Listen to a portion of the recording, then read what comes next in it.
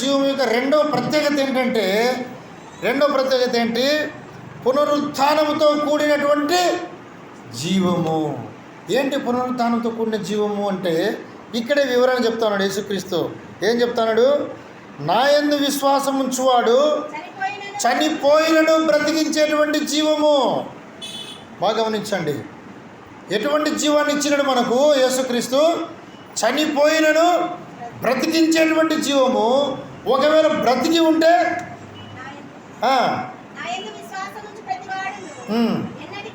ఎన్నటికి చనిపోడు. ఎటారున్నారు మరణము లేనటువంటి జీవము. అంటే కొంచెం ఆత్మీయంగా అర్థం చేసుకునే స్థాయికి వస్తే మీకు బాగా అర్థమవుతుంది. ఆ యొక్క జీవం ఎటువంటి జీవం అంటే చనిపోయినా సరే బ్రతికించేటువంటి జీవము. ఒకవేళ నువ్వు బ్రతికి ఉంటే ఎప్పటికీ చనిపోకుండా చేసేటువంటి జీవం అనుగ్రహిస్తూ వచ్చినాడు. ఎంత ప్రత్యేకత ఉంది ఆ జీవంలో. యేసుక్రీస్తు మన జీవితంలో మనకు అనుగ్రహించినటువంటి నూతన జీవములో మొట్టమొదట ప్రత్యేకత ఏంటి? నిత్య జీవము. రెండవది పునరుత్థానంతో కూడిన జీవము. ఇక రండి, మూడవది మనం గమనిద్దాం. మూడవది 14వ అధ్యాయము 6వ వచనం. నేనే మార్గమును సత్యమును జీవమును, నా ద్వారానే తప్ప ఎవడును తండ్రి యొద్దకు రాడు. తండ్రి వద్దకు చేర్చేటువంటి జీవము. ఈ యొక్క జీవము ఎవరైతే పొందుతారో, ఈ యొక్క జీవము ఎవరికైతే అనుగ్రహింపబడుతుందో వాళ్ళు ఏం చేస్తారంట? ఆ యొక్క జీవము ద్వారానే. ఇందాక మనం ఏం తెలుసుకున్నాము? జీవం అంటే ఎవరనే విషయము యేసుక్రీస్తు. అందుకే చెప్తాను యేసుక్రీస్తు, నేనే మార్గమును సత్యమును జీవమును, నా ద్వారానే తప్ప ఎవడును పరలోక రాజ్యానికి మనం చేరాలంటే, పరలోక రాజ్యానికి చేర్చేటువంటి జీవము, నిన్ను నన్ను తండ్రి వద్దకు చేర్చేటువంటి జీవము, ఆ యొక్క నూతన జీవము.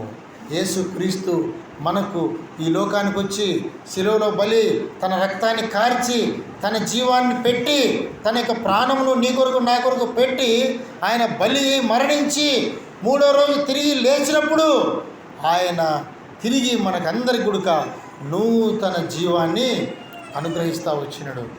ఆ యొక్క నూతన జీవం వల్ల మనం 3 విషయాలు తెలుసుకుంటూ వచ్చినాం. మొట్టమొదటిది ఏంటి? నూతన నిత్య జీవం యొక్క రెండవ ప్రత్యేకత ఏంటి? పునరుత్థానముతో కూడినటువంటి జీవము. ఏంటి పునరుత్థానంతో కూడిన జీవము అంటే ఇక్కడే వివరణ చెప్తాడు యేసుక్రీస్తు. ఏం చెప్తాడు? నా యందు విశ్వాసం ఉంచువాడు చనిపోయినను బ్రతికించేటువంటి జీవము. బాగా గమనించండి, ఎటువంటి జీవాన్ని ఇచ్చినాడు మనకు యేసుక్రీస్తు? చనిపోయినను బ్రతికించేటువంటి జీవము. ఒకవేళ బ్రతికి ఉంటే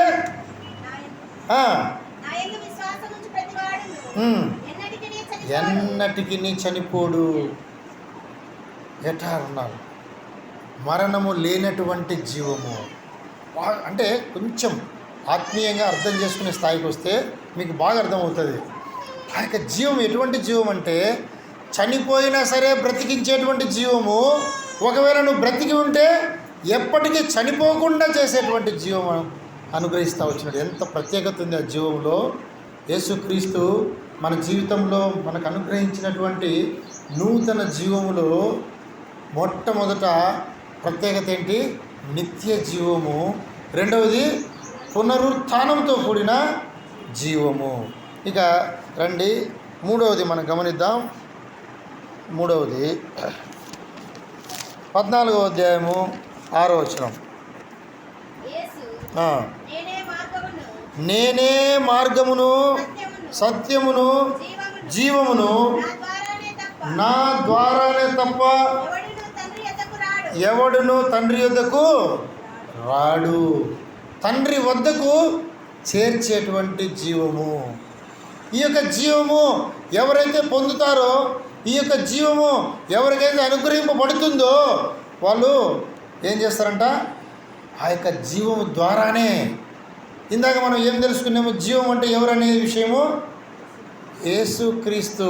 అందుకే చెప్తాను యేసుక్రీస్తు, నేనే మార్గమును సత్యమును జీవమును, నా ద్వారానే తప్ప ఎవడును పరలోక రాజ్యానికి మనం చేరాలంటే, పరలోక రాజ్యానికి చేర్చేటువంటి జీవము, నిన్ను నన్ను తండ్రి వద్దకు చేర్చేటువంటి జీవము, ఆ యొక్క నూతన జీవము యేసుక్రీస్తు మనకు ఈ లోకానికి వచ్చి శిలువలో బలి తన రక్తాన్ని కార్చి తన జీవాన్ని పెట్టి తన యొక్క ప్రాణమును నీ కొరకు నా కొరకు పెట్టి ఆయన బలి మరణించి మూడో రోజు తిరిగి లేచినప్పుడు ఆయన తిరిగి మనకందరి గుడుక నూతన జీవాన్ని అనుగ్రహిస్తూ వచ్చినాడు.